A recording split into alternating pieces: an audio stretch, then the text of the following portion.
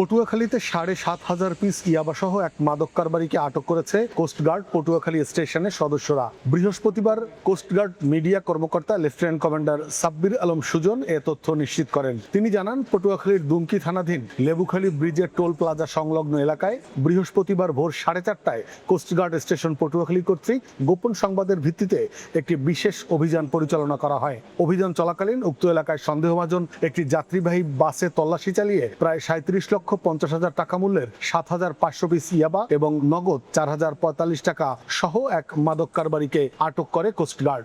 জব্দকৃত ইয়াবা, নগদ অর্থ ও আটককৃত মাদক কারবারিকে পরবর্তী আইনানুগ ব্যবস্থা গ্রহণের জন্য থানায় হস্তান্তর করা হয়েছে। তিনি আরো জানান, দেশের প্রত্যন্ত অঞ্চলে ভয়াবহ মাদকের বিস্তার রোধে কোস্টগার্ড ভবিষ্যতে এ ধরনের অভিযান অব্যাহত রাখবে।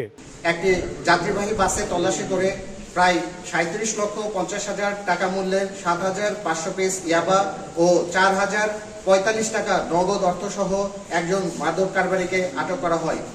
জব্দকৃত ইয়াবা, নগদ অর্থ ও আটককৃত মাদক কারবারির পরবর্তী আইনানুগ ব্যবস্থা গ্রহণের কার্যক্রম প্রক্রিয়াধীন রয়েছে।